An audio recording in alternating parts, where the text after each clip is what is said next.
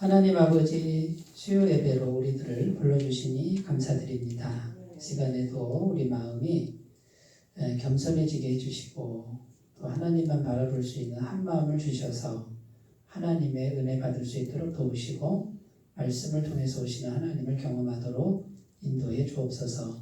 예수님의 이름으로 기도드립니다. 아멘. 하나님 말씀은 출애굽기 6장 14절에서 27절 말씀을 한 절씩 교독하시겠습니다.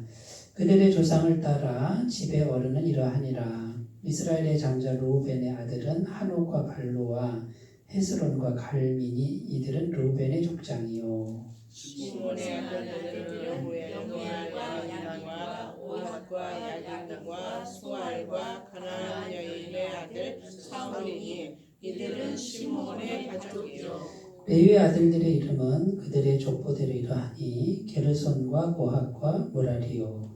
레위의 나이는 137세였으며 게르손의 아들들은 그들의 가족대로 림니와 시므이요. 고핫의 아들들은 아므람과 이스할과 헤브론과 우시엘이요. 고핫의 나이는 133세였으며 무라리의 아들들은 마리와 무시니 아들은 그들의 족보대로 레위의 족장이요. 아므람은 그들의 아버지 누이 요게벳을 아내로 맞이하였고 그는 아론과 모세를 낳았으며 아므람의 나이는 137세였으며 이스라엘 아들들은 보라와 네벡과 시그리요. 우시엘의 아들들은 미사엘과 엘사반과 시드리요.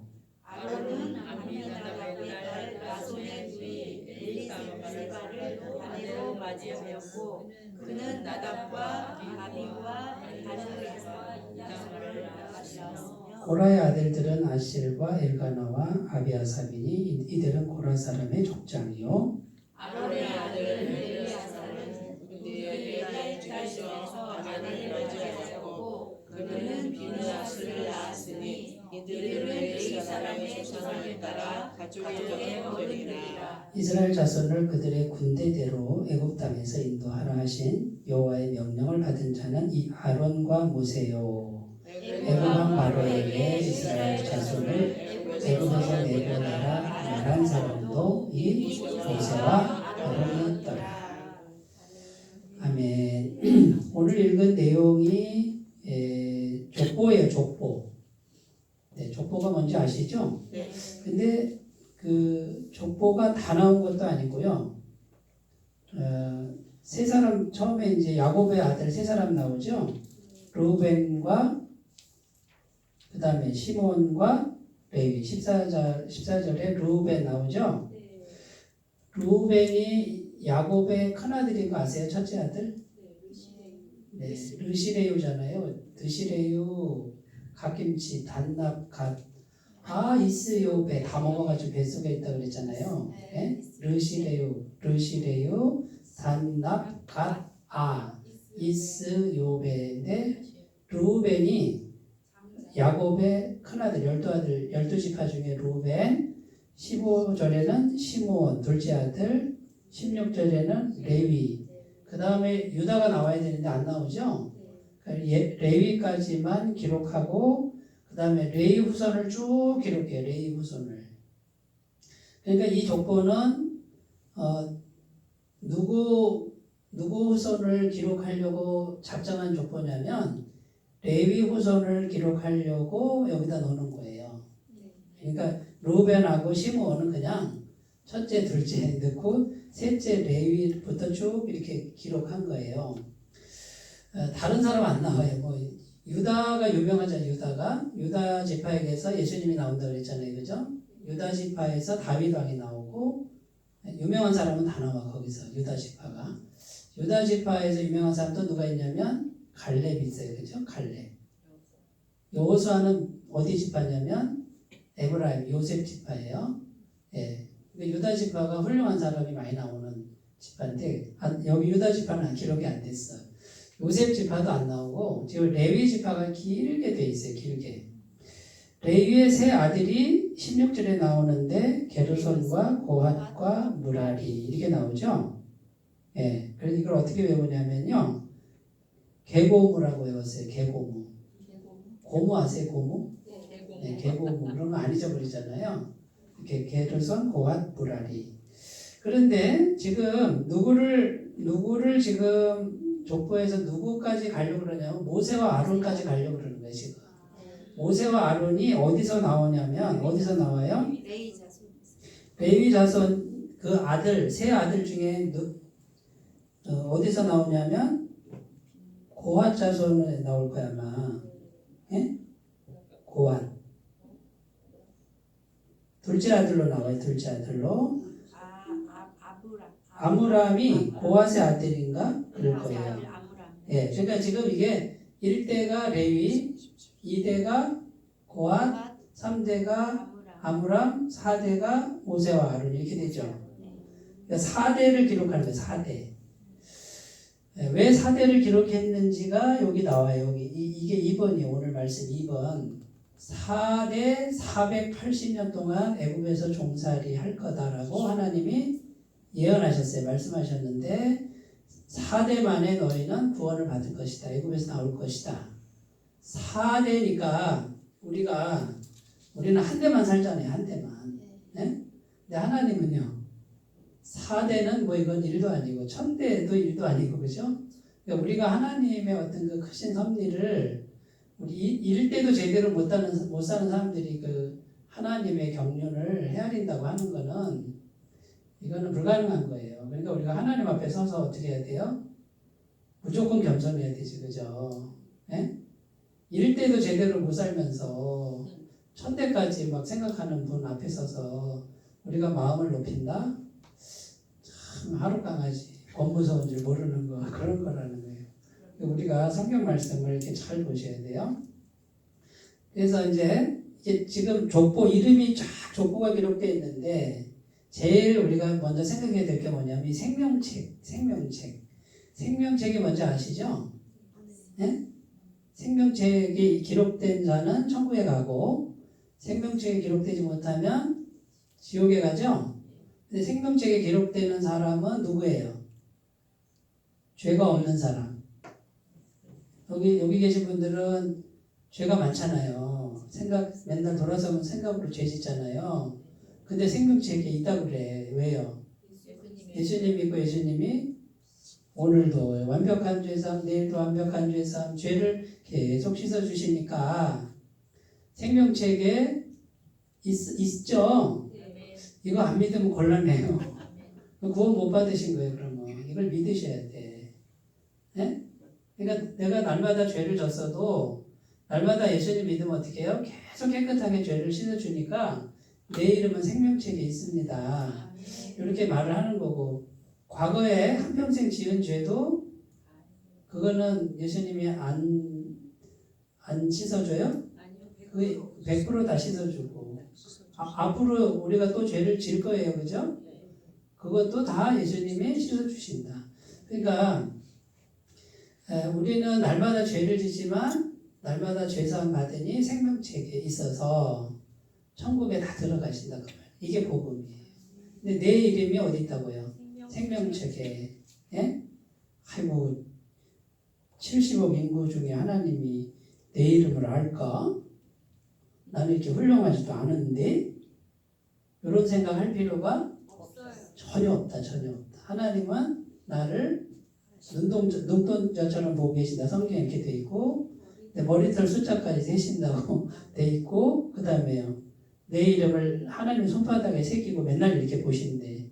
최종목 이렇게 보고 계신데 근데 우리가 현실이 너무 부대끼니까 잘 안 느껴질 뿐이지.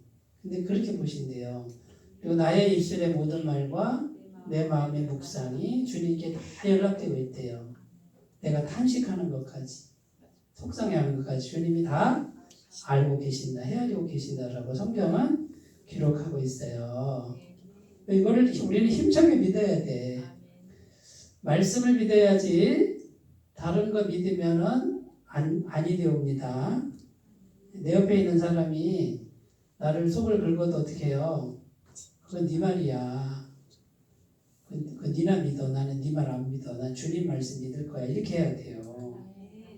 근데 그런 사람들이 많을수록 감사하세요. 하나님이 나를 강하게 연단하시는구나. 아, 이때 내가 더 강하게 말씀 붙들어야 되는구나 하고서 그렇게 마음 먹으시면 승리할 줄로 믿습니다. 근데 내 이름이 생명책에 있는데 내가 잘해서 생명책에 기록돼요? 내가 잘한 게 없어. 나는 죄인이고 죽어야 되는데 하나도 없는데 그냥 예수님 믿은 것밖에 없죠? 예수님 믿는 거 돈 들어요? 공짜잖아요. 그냥 예수님 마음에 모십니다. 누구든지 마음문을 열면 내가 그에게로 들어가서 그와 더불어 교제하게 먹고 그는 나로 더불어 먹으리라.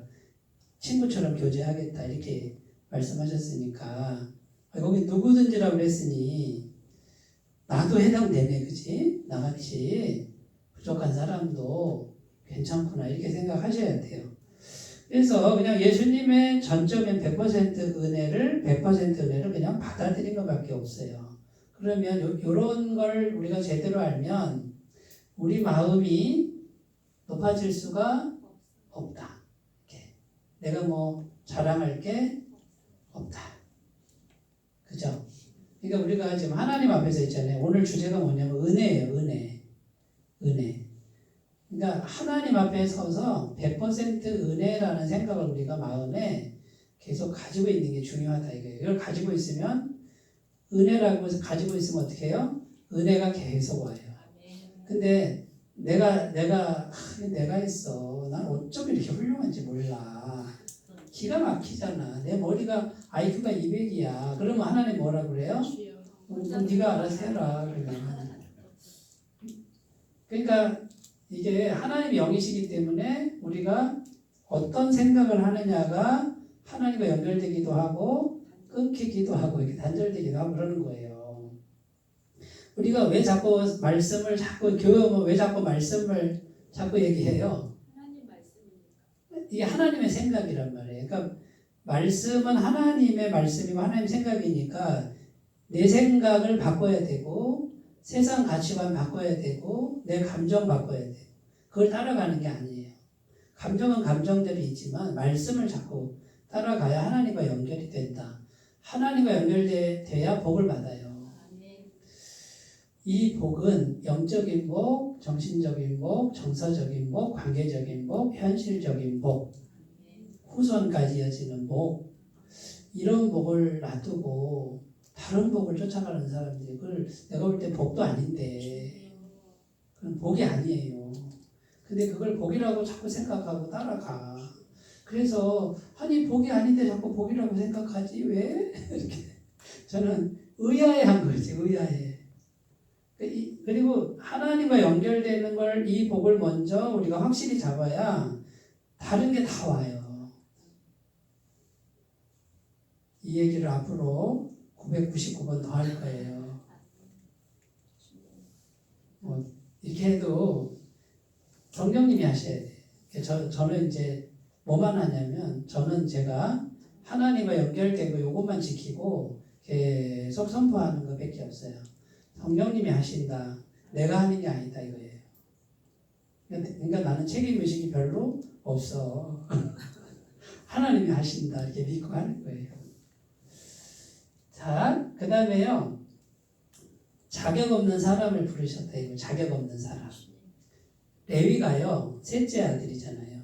근데 레위하고 둘째 시므온하고 죄를 졌어. 성경에 무슨 죄를 졌냐면 야곱의 12아들하고 딸이 하나 있었어요. 디나라는 딸이 있는데 세겜 땅에 가가지고 그 세겜 땅에 가면 다 무상 숭배하고 막 이러는 땅인데 거길 나가니까 막 신기한 물건이 많은 거야. 갔는데 이 디나가 이뻤나 봐요. 세겜 추장 아들이 반해버려가지고 강간을 해버렸잖아요. 창세기에 나와요. 그래가지고 엉엉 울고 집에 오니까 이 형들이 화가 났어. 아버지랑 상의도 하기 전에 이 시므온과 레위가 막 이렇게 불같은 성격에 막 이렇게 감히 우리 여동생을 그러면서 이제 칼을 뽑았잖아요. 근데 그 세겜 추장 아들이 와가지고 디나를 내가 사랑합니다. 내 여자를 주십시오. 그러니까 거기 세겜 족속은 숫자가 많아. 야곱은 70명 정도밖에 안 돼. 이게 전쟁을 하면은 몰살당하잖아요. 그러니까 어떻게 해요? 우리는 대대로 할례를 받아야 된다. 할례 받지 않은 사람하고는 결혼을 안 한다. 그러니까 너희들 남자들 다 할례 받아라. 그러니까 이 추장 아들이 디나를 너무 사랑하니까 야 남자들 다 할례 받아. 그래가지고 남자들이 다 할례 받고 있는 사이에 어떻게 합니까? 시므온과 레이가 칼을 뻗고 가가지고 꼼짝 못하는 남자들 다 죽여버렸다는 거예요. 잔인하죠. 그러니까 야곱 아버지가 그 아들 둘이 한 짓을 보고 막 놀래가지고 막 두려워 떨면서 나중에 그 두 아들을 저주합니다. 저주. 뭐라고 저주하냐면 너희는 이스라엘 전역에 흩어져 살 것이다. 이렇게 저주를 하는데 시므온은요 유다 지파 경내에 새들어 사는 거예요. 힘이 없어. 그렇게 아주 몰락한 지파가 되고 레위는 근데 복을 받아요. 레위도 흩어지는데 레위가 제사장 직분을 12지파에 흩어져 사는데 존귀한 직분이 되는 거예요. 하나님 섬기는 직분이 돼서 이 사람은 저주가 뭐예요? 복이 돼버려요. 근데 그 덕이 누구한테 있냐면 모세와 아론한테 있는 거예요. 모세와 아론이 하나님의 종으로서 충성을 다하니까 저주받은 지파가 흩어져 살지만 제사장으로서 존귀한 직분을 받게 되는 거죠. 그러니까 이제 모세와 아론이라고 하는 이 사람들이 장남도 아니에요. 훌륭한 사람도 아니에요. 별 볼 일 없는 사람을 주님께서 부르셨다. 그러니까 자격 없는 사람을 부르셨다. 자, 그러면 질문 드려볼게요. 여기 계신 분들은 훌륭해서 부르심 받았나요? 자격 없는데 부르심 받았나요? 근데 간혹 가다 보면 나는 너무 훌륭해서 하나님 부르신 것 같다라고 생각하는 분들이 간혹 가다 있어요. 그러면 하나님이요. 하나님하고 단절되는 거예요. 그거는. 교만이 돼버리는 거예요. 교만한 자는 대적하시고 교만한 자는 물리치시고 겸손한 자에게는 은혜를 주시고 겸손한 자를 가까이 하시고 겸손과 여호와를 경외함의 보응은 재물과 영광과 생명이니라. 재물도 주고 영광도 주고 명예도 주고 생명도 주고. 잠언 22장 4절인가 그래요. 정확한 절수는 잘 몰라요. 찾아보세요. 그런데 우리가 이제 예수님 믿고 하나님께 부르심 받았을 때 어떻게 마음 먹어야 되냐면 이제 항상 은혜라고 오늘 주제가 은혜예요. 그 은혜라는 거를 갖고 계셔야 은혜가 와요. 그러니까 나는 자격 없는 사람을 불러주셨다. 이렇게 나 같은 죄인을 불러주셨다. 요게 복음이에요. 그러니까 복음의 가장 중요한 게 죄잖아요. 죄.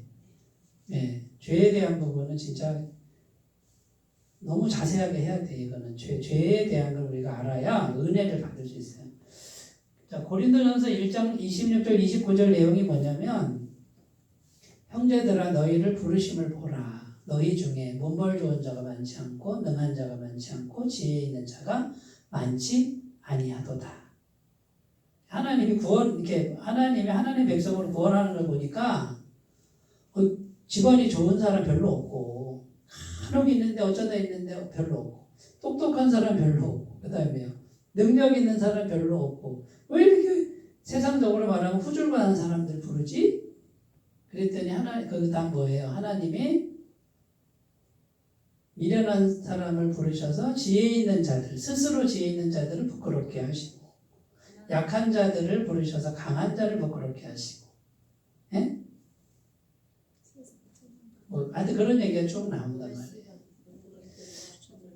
네. 그러면 우리 자신이 그렇게 세상에서 성공했어도 어떻게 마음먹어요? 나는 지혜롭지 않습니다. 난 능력 그렇게 많지 않습니다. 하나님이 불러주시고 하나님이 은혜 주셔서 내가 이렇게 됐습니다라고 은혜를 마음에서 빼면 안 돼요. 항상 은혜. 그러면 하나님이 얘가 마음속에 은혜를 품고 있으니 내가 은혜를 베풀이라 이렇게 되는데 여기 나는 너무 잘난 게 많거든. 그러면 하나님이 그럼 너 혼자 해라 하고 하나님과 단절된다 그 말이에요. 마음에 달렸어요. 생각에 달렸어요. 하나님이 영이시기 때문에 우리의 영혼이 어떤 상태냐가 중요해요. 그래서 자꾸 말씀을 읽는 거고, 예? 말씀을 읽고 말씀의 생각으로 나를 바꾸는 게 중요해요. 데살로니가서 5장 18절은 범사에 감사하라. 그 다음에요. 이는 그리스도 예수 안에서 너희를 향하신 하나님의 뜻이니라. 그러니까 감사. 왜 감사해요? 전부 은혜니까. 그러니까 은혜가 뭐 전부 은혜라고 생각하는 심령은 감사하다. 감사하다. 고생하고 있는데도 감사하다. 감사하다. 제가 오늘 회개를 많이 했어요. 제가 순간 감사를 잃어버렸어요. 여기 막 좀 뭐라 그럴까 불만이 좀 들어오고 짜증이 들어오고 이걸 오늘 기도하면서 엄청 회개했어요. 내가 또 마음이 교만해졌네. 하나님 모든 게 감사한데 내가 왜 그랬을까요? 하나님 앞에 너무 죄송한 거예요. 네. 그리고 아유 참 그래서 내가 회개하고 이제 평안해졌어요. 왜냐하면 내가 깨달았거든. 나의 상태를 깨달으니까 그 다음에 뭡니까? 마음이 뻥 뚫린 것 같고 편안해. 그러니까 하나님의 은혜가 또 오기 시작하는 거예요. 내가 감사하지 못하고 불만 가질 이유가 충분해. 많아. 이유가 언제든지 있어요. 마귀는요 그 이유를 자꾸 들이대면서 뭐라고 그래요? 마음을 상하게 하고 불평하게 하고 감사하지 못하게. 그러면 어떻게 돼요? 짜증나고. 그러면 어떻게 돼요? 하나님과 단절돼. 그러니까 마귀의 목적은 딱 하나예요. 하나님과 우리 마음이 어떤 식으로든 단절되게 하는 거예요. 네, 은혜를 막으려고 하는 거예요. 근데 거기에 내가 속아 넘어갔다가 왔어요. 네. 네? 갈 뻔했다가 이제 왔단 말이에요. 근데 지금 평안해. 근데 이제 마귀의 공격을 내가 알았어. 네. 그래서 또 앞으로도 또 그럴 일이 있겠지만은 이제 또 내가 경험을 또 했기 때문에 영적으로 분별이 됐기 때문에 다음에는 또 쉽게 그렇게 이제 마음이 빼앗기진 않을 거라고 생각을 해요. 그래서 뭐든지 감사하다. 지금까지 온 게 다 감사 아니에요? 100% 감사 아니에요? 근데 내가 감사를 잃어버렸을까? 순간적으로 이게 속아 넘어간 거예요. 마귀는 속이는데 천재예요. 천재. IQ가 1000은 되는 거예요.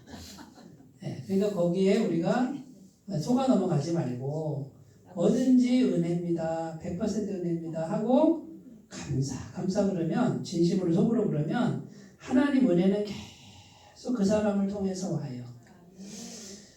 아까도 우리 집사님하고 나눴는데 자, 지금 막 일이 막 터진단 말이에요.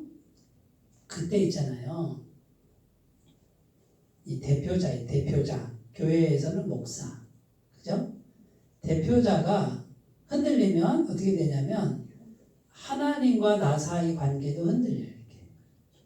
근데 어떻게 마음먹어야 되냐면 뭐 뻥뻥뻥 터져. 이렇게 막 일이 터지는데 신경 쓰이죠.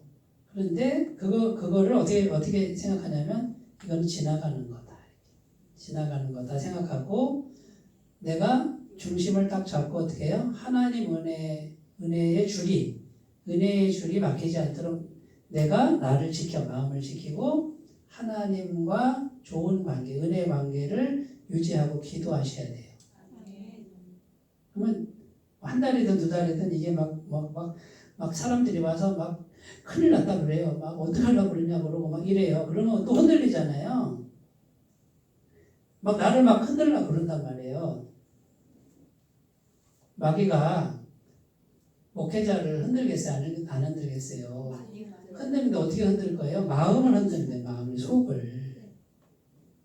그래서 이 대표자를 속을 흔들면 어떻게 되냐면 하나님과 연결된 이 은혜의 줄이 흔들려 버리니까 은혜가 막혀버려요. 그러면 공동체 전체가 다 거기에 휩싸여 버려요. 그런데 대표자가 이제 그 원리를 알아. 팡팡팡 막 일이 터져도 가만히 있어. 당할 거 당하고.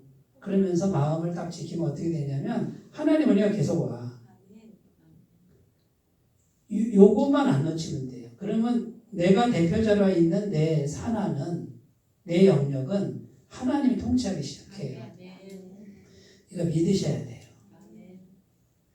마귀의 작전에 넘어가지 마세요. 구원받은 사람들은 죄사함이 계속되니까 하나님 은혜의 줄기가 이 마음을 통해서 오는 거예요. 그러니까 마음만 지키시면 되고 이건 다 지나가는 거다. 또 자고 나면 또 해결된다 하고 이렇게 자신을 지켜가셨으면 좋겠습니다. 로마서 8장 32절 아들을 주시니까 다른 거 안 주시겠느냐. 아들과 함께 모든 것을 주시지 않겠냐 이렇게 됐단 말이에요. 예수님 우리에게 주셨죠? 예수님이 하나님 아들이잖아요. 아니 하나님 아들 주시니까 다른 거 안 주시겠어요? 근데 거기 보면 아들과 함께 이렇게 돼 있어요. 그러니까 예수님을 계속해서 우리가 마음에 받아들이는 거예요.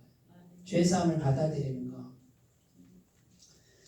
제가 이제 992번째 말씀을 드리는데 영적인 거 있잖아요. 영적인 게 먼저 마음에 들어와야 현실적인 것도 와요. 이거 우선순위 바뀌면요 안 돼요. 현실적인 것만 죽자서 쫓아다닌다고 안 돼요. 주인이 하나님이 주시는 분이 하나님이고 요거를 한번 해보세요. 먼저 이거를 매일매일 예수님과의 관계를 마음으로 훈련하시고 가꾸시고 일을 하시는 거예요. 그래야 하나님 은혜가 공급이 됩니다. 갈라디아서 2장 16절 우리가 의롭게 된 것은 율법의 행위로 된 게 아니고 믿음으로 됐다. 그냥 은혜다 그 말이에요. 은혜로.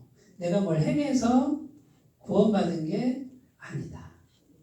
그러니까 은혜 100% 은혜. 내가 열심히 해도 내가 하는 거는 없다라고 생각하셔야 돼요. 제 말이 이해가 다 되시는 것 같아요. 이게 이해가 안 되는 분이 사실 많거든요. 내가 하는데 어떻게 내가 안 한다고 그래? 뭐 이런 분들은 아직 복음을 잘 모르셔서 그래요. 두 번째로 갑니다. 첫 번째는 자격 없는 사람. 나는 자격 없는 사람을 하나님 부르셨다. 은혜를 지키십시오. 두 번째는 언약의 말씀을 반드시 성취하시는 은혜다. 말씀이 있으면요. 이 말씀은 누가 책임져요? 하나님 책임지는데 그러면 내가 말씀을 요 속에다 넣어놔야죠. 말씀 붙들고 있어야 되잖아요. 내가 말씀 딱 매달려 있으면 말씀은 하나님이 이루시니까 나도 뭐예요? 말씀대로 이루어지는 인생이 된다.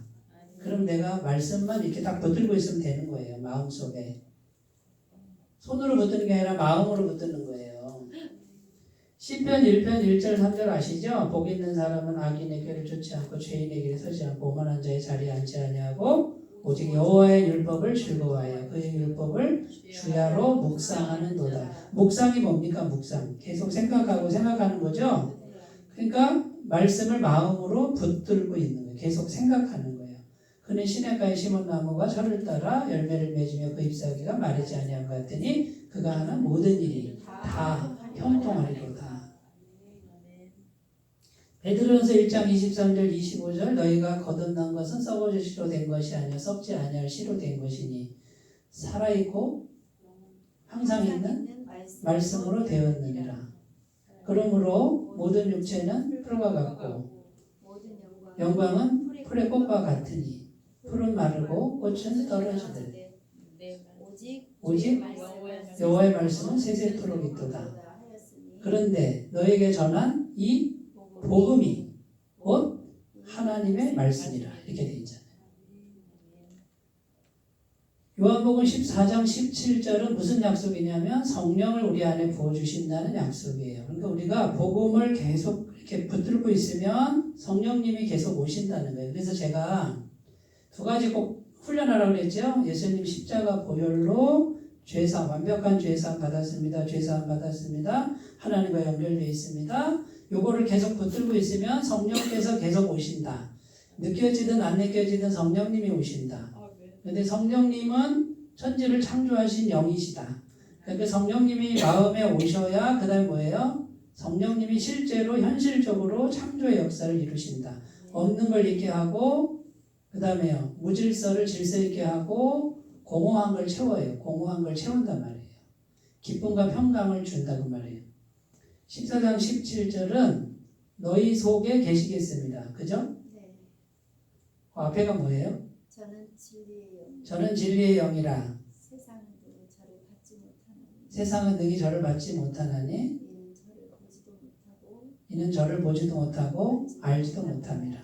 그러나 너희는 저를 아나니. 저를 아나니 저는 너희와 함께 저는 너희와 함께 거하시며 너희 속에 계시겠습니다. 세상은 모르는 영이에요. 예수님을 믿었을 때 오시는 영. 이 성령은 바람 같다 그랬죠? 보이지 않는데 성령이 오시면 느낌이 있어요. 바람 같은 느낌이. 처음에는 이게 뭐요? 아무 감각이 없는데 그런데 자꾸 하시면요. 이제는 어느 날 성령이 오셔서 마음을 평강으로 확 지배할 때가 오실 거예요. 빌립보서 3장 20절은 무슨 약속이냐면 천국의 시민권 그런 말씀인데 천국 시민이 되게 하신다는 약속의 말씀이에요. 그러면 우리의 시민권은 하늘에 있는지라 이 말씀을 마음에 계속 간직하는 거예요. 자, 그러면 우리가 나중에 천국 시민이 되지만 천국 시민권을 내가 이렇게 갖고 있다 그러면 천국의 권세가 지금 나와 함께 하는 거예요. 우리가 현실을 사는데 보세요. 현실을 사는데 이 현실이 권세에 따라 움직여요. 권세에 따라. 그러니까 제가 계속 말씀드린 게 뭐냐면 현실을 현실에서 바꿀 수도 있지만은 우리 예수 믿고 구원받은 사람이 이제 그렇게 바꾸는 게 아니에요. 예수님을 마음에 모셔서 천국 권세가 내게 와서 그 권세를 가지고 일하기 시작하는 거예요. 그럼 권세자는 어떻게 말해요? 바뀔지어다, 물러갈지어다, 변화될지어다. 지나가는 말로 바뀌었으면 좋겠네. 그래도 어떻게 해요? 이 현실이 벌벌벌 떠는 거예요. 어휴, 천국의 권세자가 말하는데 말 들어야지 이렇게 되는 거예요. 이게 믿어졌으면 좋겠는데. 일하지 말라는 게 아니라 똑같이 일을 하는데 예수님을 계속 모시면 어떤 거예요? 예수님 계속 모시면 어떤 거예요? 천국 권세를 내가 가진 거예요. 하나님 권세를 가졌다. 여기 또 나오죠. 요한복음 1장 12절이 뭐예요? 영접하는 자, 곧 그 이름을 믿는 자들에게는 하나님의 자녀가 되는 권세를 주셨으니. 그러면 예수님 믿고 그 다음에요. 하나님과 연결됐는데 그 다음 내가 하는 말들이라 권세가 있단 말이에요. 말들이. 하나님과 연결 안 돼도 인간이 높아요. 계급이 영적으로. 그러니까 인간의 말이 말한 대로 된다 그러잖아요. 그러니까 우리가 하나님과 연결된 사람이 말을 했을 때 믿음의 말을 하고 가능성의 말을 하면 그걸 계속 말을 하잖아요. 그럼 말한 대로 되는 거예요. 그게 권세예요. 권세. 예, 요거를 터득하셨으면 좋겠어요. 세 번째로 갑니다. 하나님의 군대로 만드시는 은혜. 자, 이스라엘 백성들이 4대 만에 애굽의 노예에서 이제 구원받았어요. 자, 400년 동안 노예 생활만 종살이만 했는데 이 종들이 무슨 의지가 있겠어요, 그죠? 집에서 있잖아요. 호랑이 있잖아요, 호랑이를 아기 때 데려다가 아기 때 개 젖을 먹이면서 키웠대. 근데 크는데 개는 조금 컸는데 호랑이 집채만하게 컸는데 호랑이가요, 예? 호랑이가 아니요. 애완견처럼 그렇게 굴더라는 거지. 왜 그럴까요?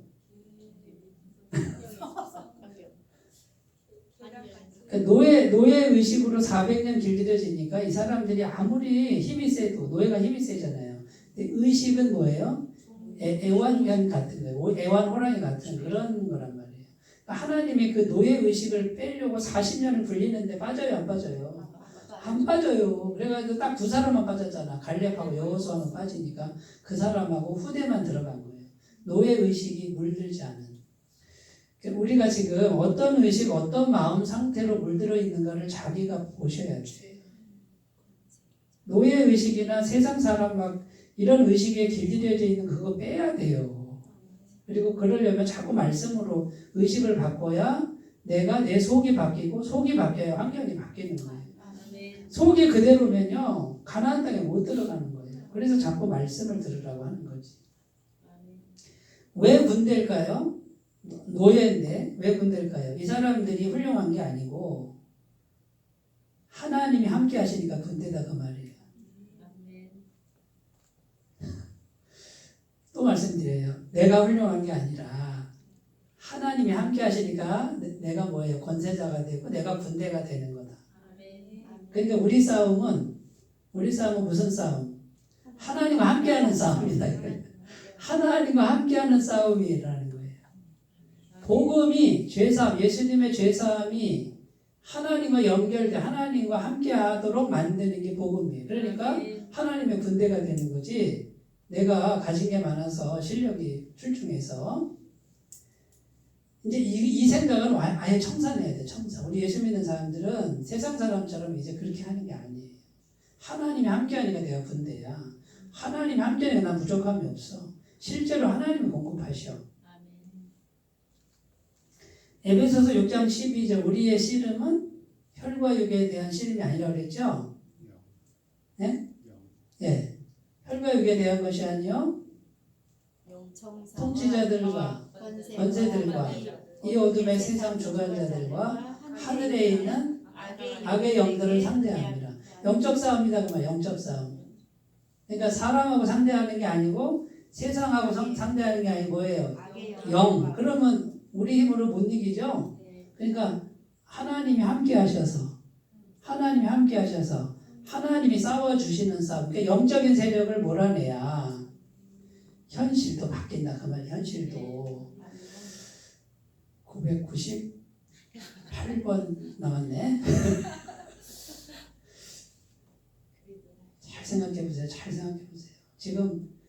지금 해답이 손에 쥐어져 있어. 손에 우리에게 지금 복음이라고 하는 이 해답이 손에 쥐어져 있는데도 이걸 다이아몬드를 쥐고 있는데도 이 다이아몬드인지 모르는 거야.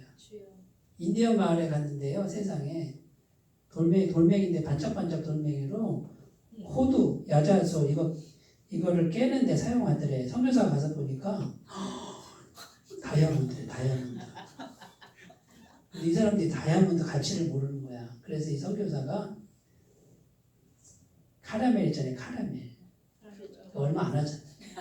그거를 이렇게 주면서 먹어보라니까 너무 달아. 그러니까 그거 달라고 그러더래. 그러면 내가 줄 테니 그 돌을 달라고 그러니까 돌을 주더래. 하나만 주는 게 아니라 2개를 더 주더래.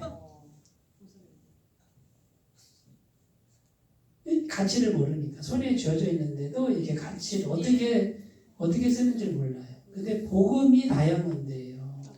다이아몬드보다 더한 거지. 근데 이거를 손에 쥐어줘도 안 보이는 거야. 왜? 마귀가 영의 세계에는 안 믿게 하는 거야. 이거는 안 보이게 해버리는 거야. 현실만 자꾸 이렇게 집중하게 해버려요. 그러니까 여기서 계속 다람쥐 쳇바퀴 도는데 시간만 가고 이제 막 낭비되고 그러면서도 못 벗어나는데 전능하신 하나님이 천지를 창조하신 하나님이 나와 함께 하시는 싸움 요거를 먼저 하셔야 돼요. 시편 81편 10절은 내가 너를 애굽에서 구원하였네 너의 하나님 여호와이니 너는 입을 크게 열라 내가 채우리라. 이게 조지 밀러에게 주신 말씀이잖아요. 고아원을 운영하는데 어떻게 할까요? 그랬더니 이 말씀을 주셔서 이 말씀 붙들고 마음속에 붙들고 크게 열라. 이 말은 뭐예요? 기도해라. 그러면 내가 그걸 채워줄게. 그런데 고아를 돌보는 건 하나님의 뜻이죠?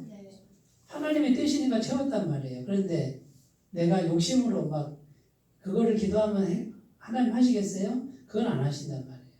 죄가 있고 탐욕이 있는 데는 정욕으로 쓰려고 잘못 구하면 하나님 응답 안 하신다. 구하여도 받지 못하면 정욕으로 쓰려고 잘못 구합니다. 이렇게 돼 있단 말이에요. 그러니까 우리가 선한 마음으로 정말 우리 필요 있잖아요. 삶의 기본적인 필요를 구하는 건 하나님 얼마든지 채워주세요.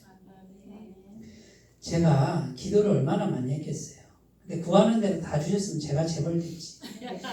그게 하나님 뜻이 아니에요. 근데 제가 살다가 생활비가 모자르고 뭐가 모자랄 때 있잖아요. 하나님 어떻게 해요? 일단 사람한테 일단은 말하지 않고 하나님께 일단 구해보는 거예요. 그런데 단 한 번도 하나님이 그냥 지나친 적이 없어요. 근데 이제 여기 안 믿어지는 분은 구하지 않아.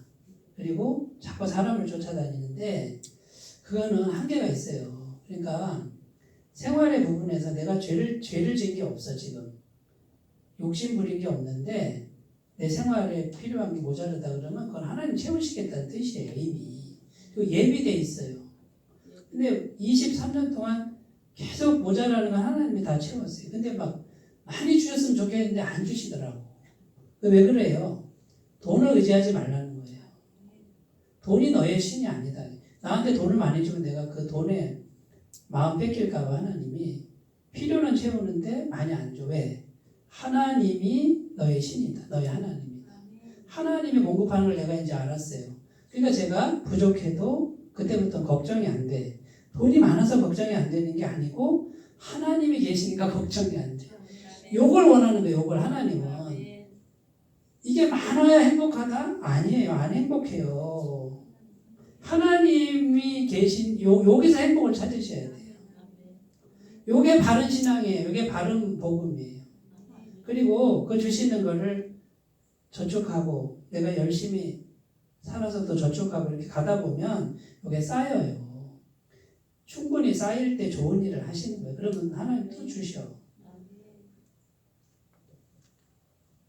에베소서 5장 18절 술 취하지 말라 이는 방탕한 것이니 오직 성령의 충만을 받으라. 하나님의 임재가 성령인데 하나님의 군대는 성령께서 오셔야 하나님의 군대가 된다는 거 기억하셨으면 좋겠습니다.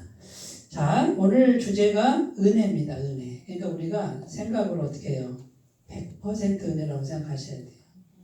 내가 열심히 했어도 뭐예요? 열심히 할 수 있도록 모든 여건을 허락하신 거예요. 100% 은혜. 그러니까 나는 뭐만 있어야 돼? 감사만 있고. 뻥뻥뻥 일이 터져도 그거는 지나가는 거다 하고 마음 중심 흐트리지 말고 은혜를 구하세요. 그리고 계속 은혜를 구하세요. 겸손하게. 그럼 하나님이 고난의 때를 넘어가게 하실 줄로 믿습니다. 자, 기도하겠습니다. 하나님 아버지, 내 이름이 생명책에 있습니다. 자격 없는 자를 불러주셨습니다. 하나님, 나는 은혜만 남게 하시고 감사만 남게 하옵소서. 하나님과 연결될 수 있도록 날마다 예수님의 보혈과 성령의 임재를 충만하게 하옵소서. 예수님의 이름으로 기도드립니다. 아멘.